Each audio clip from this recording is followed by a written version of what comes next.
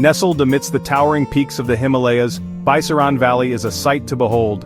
Lush green meadows stretch as far as the eye can see. Sparkling streams meander through the valley, their gentle music a balm to the soul. The air is crisp and clean, carrying the scent of pine and wildflowers. Towering pine trees stand guard, their branches reaching towards the heavens. No wonder it is called Mini Switzerland. On this fateful day, April 22, 2025, the valley was teeming with life. Tourists from all corners of India had come to experience its beauty. Families strolled through the meadows, their laughter echoing through the air. Children frolicked by the streams, their faces lit up with joy. Horses, their bells jingling merrily, carried visitors on their backs. Little did anyone know that this idyllic scene was about to be shattered. The tranquility of paradise was about to be ripped apart by the deafening roar of gunfire. The clock struck 3 p.m. The sun was high in the sky, casting a warm glow over the valley. Tourists were scattered across the meadows, enjoying the peace and quiet. Some were busy capturing the beauty with their cameras, others were simply soaking in the atmosphere. Suddenly shots rang out. The sharp cracks of gunfire pierced the air, shattering the peaceful silence. Panic erupted as tourists realized what was happening. People screamed and ran for their lives, desperate to escape the hail of bullets. The beautiful valley transformed into a scene of chaos and terror. 2 to 3 gunmen, clad in combat fatigues, emerged from the tree line. They were heavily armed and moved with a chilling precision. Their target was clear, the tourists. They opened fire indiscriminately, spraying bullets into the fleeing crowd. Manjunath, a realtor from Shivamogga, Karnataka, was enjoying the day with his family. He had come to Kashmir with his wife Pallavi and their young son. They had spent the morning exploring the valley, their hearts filled with joy and wonder. As the gunshots echoed through the valley, Manjunath instinctively pulled his wife and son towards a cluster of trees, seeking cover. He knew they had to get out of the open. His son was crying, clinging to his mother in terror. Manjunath decided to buy some snacks for his terrified son, hoping to calm him down.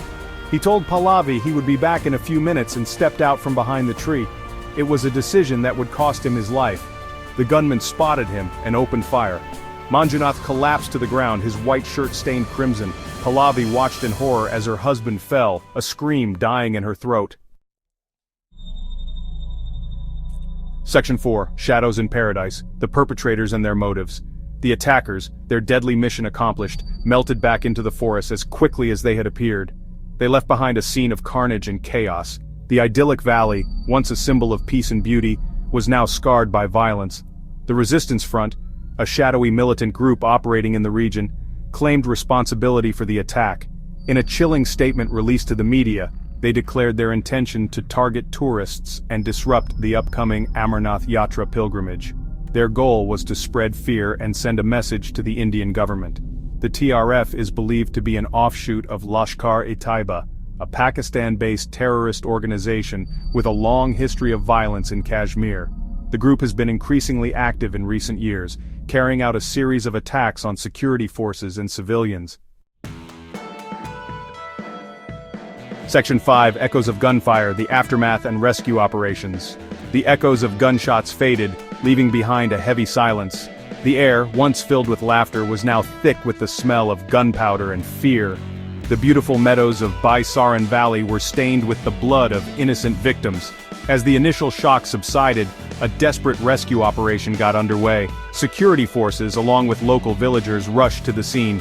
The injured were carried to safety, some on makeshift stretchers, others on the backs of horses. A helicopter whirred overhead, evacuating the critically wounded to hospitals in Srinagar. The local community, their hearts heavy with grief and anger, came together to help the victims. They provided first aid, water, and comfort to those in need. Section 6, the government responds condemnation and calls for action. The attack sent shockwaves across India, drawing widespread condemnation. Prime Minister Narendra Modi expressed his deep sorrow and offered condolences to the families of the victims. He directed Home Minister Amit Shah to visit the site and take stock of the situation. Amit Shah, in a stern message, vowed to bring the perpetrators to justice. He chaired a high-level meeting with top security officials, including the Intelligence Bureau Chief, Home Secretary, CRPF Chief, Jammu and Kashmir DGP, and army officials.